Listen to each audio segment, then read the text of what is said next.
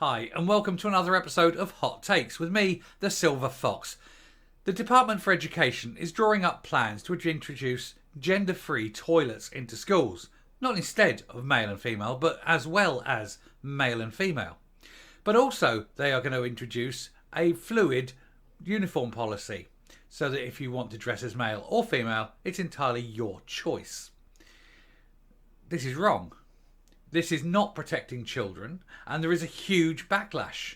You are pandering to a tiny, tiny minority and removing rights and protections from the vast majority. Let's look at this article to see the arguments against this madness. So, Backlash, trans guidance for schools. Campaigners hit out at suggestions including separate gender-neutral toilets as DfE officials draw up common sense proposals. What the DfE say are common sense is what most normal people would say is complete madness. The Department for Education is considering guidance on trans pupils in schools. If they can name them, and I bet you there's fewer than 1,000 in the entire country. Kit Malthouse could issue paper advising gender-neutral toilets should be built. There's a bad idea there. Another idea could see trans children use changing rooms before same-sex kids. Why before? Why should they get the advantage of before?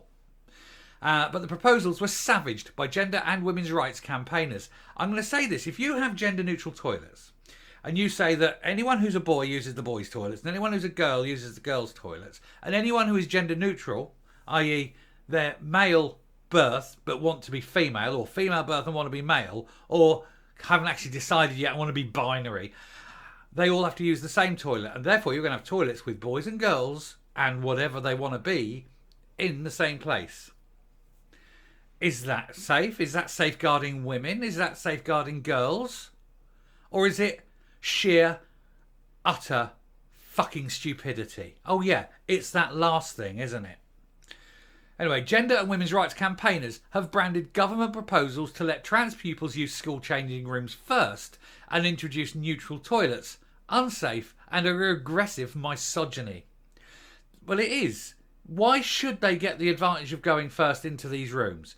If they want to live in the sex they want to live in, why would they have to hide themselves away?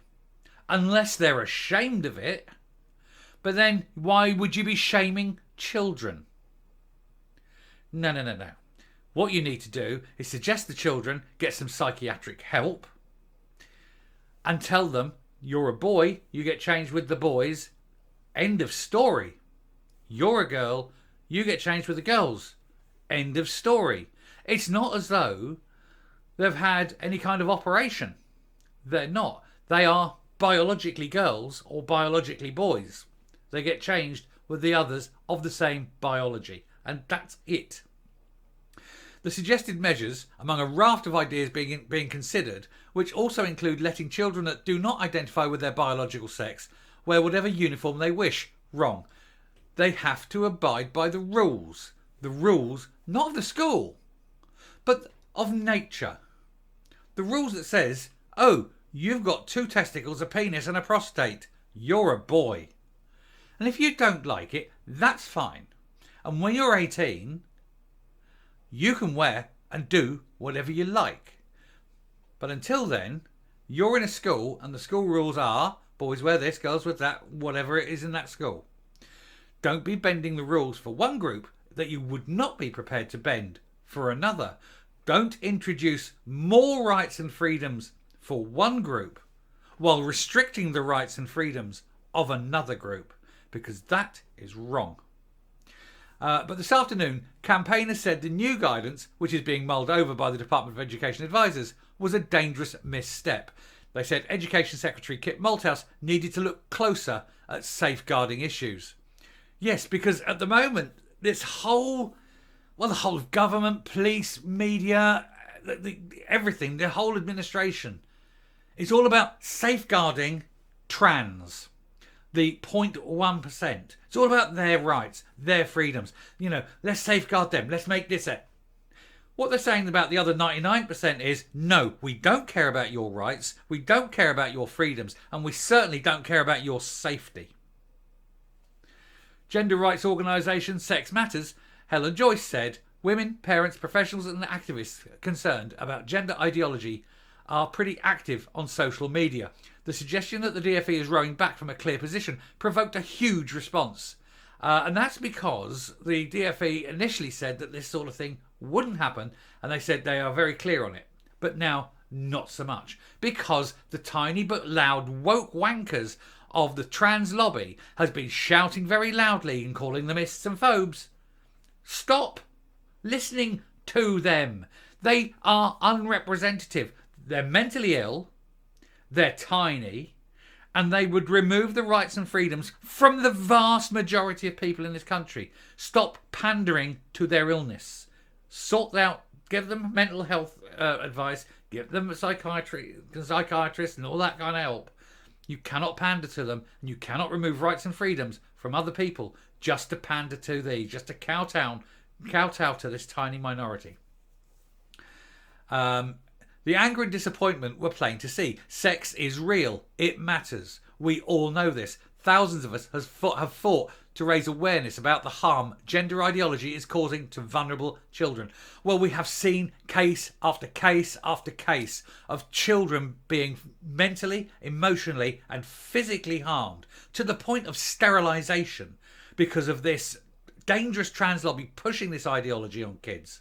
These children are not, in the vast amount of cases, they are not trans.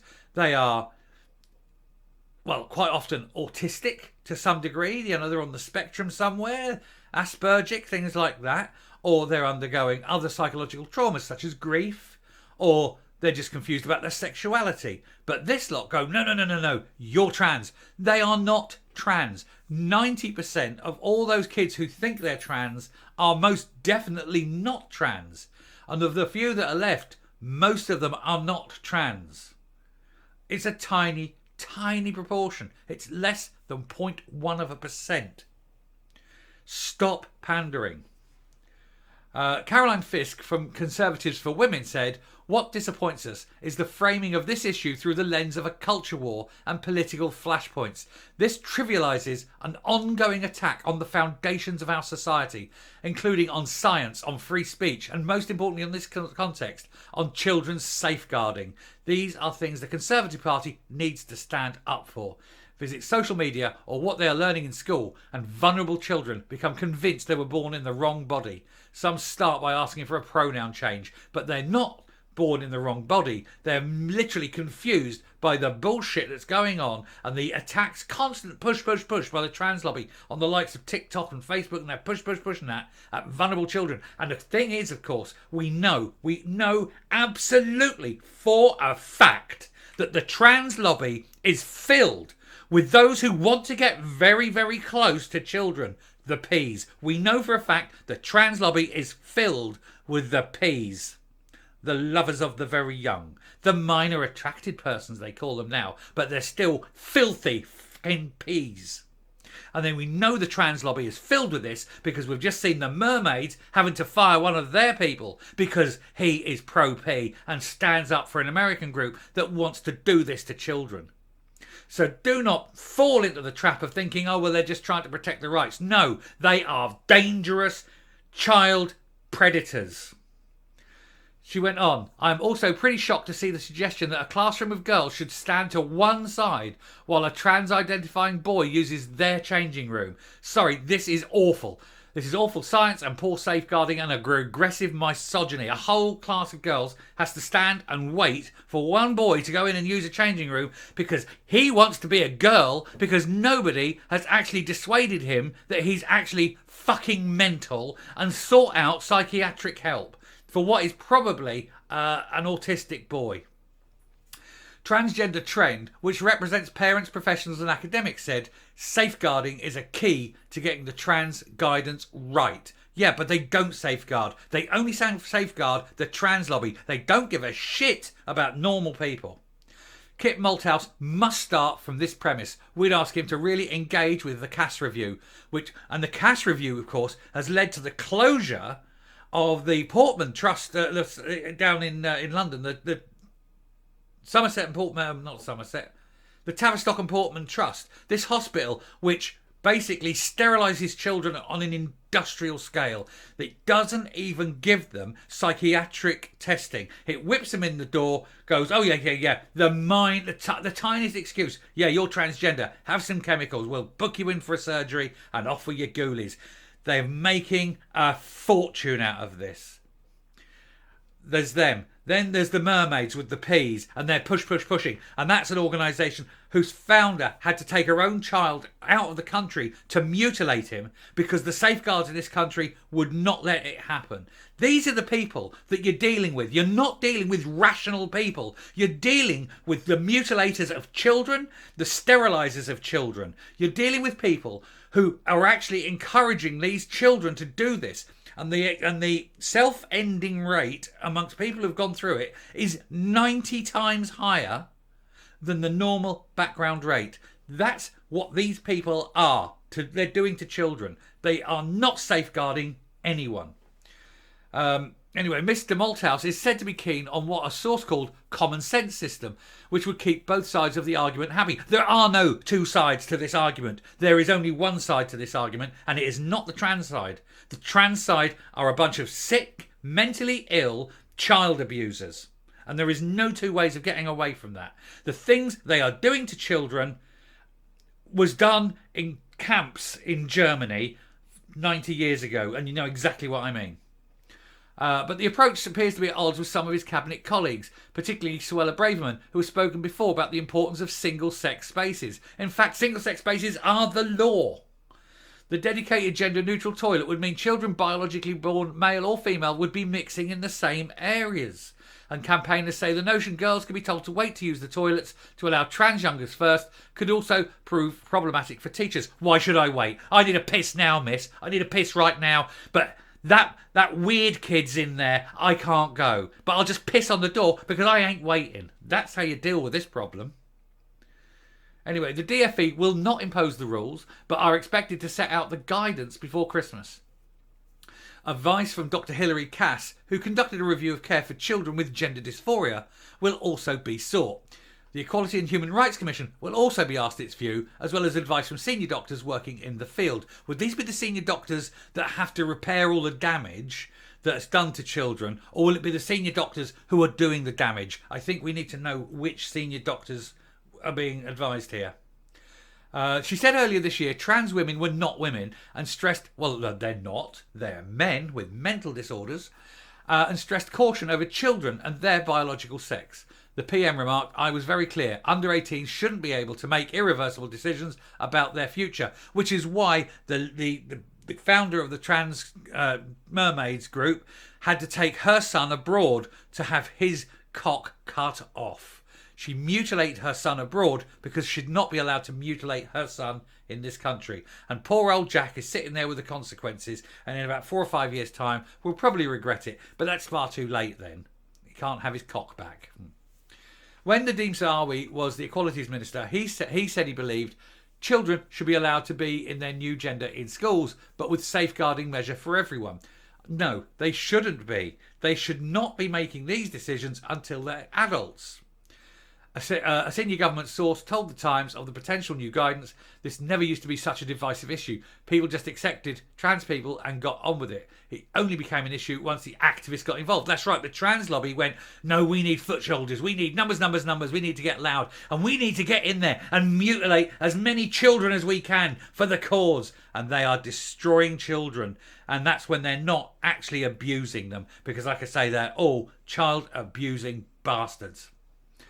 Anyway, I'm not going to go on with this because I can feel the bile running and it's just sickening what these people do.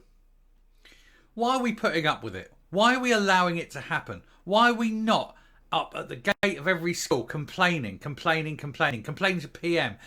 MPs, complaining to the press, complaining at every opportunity?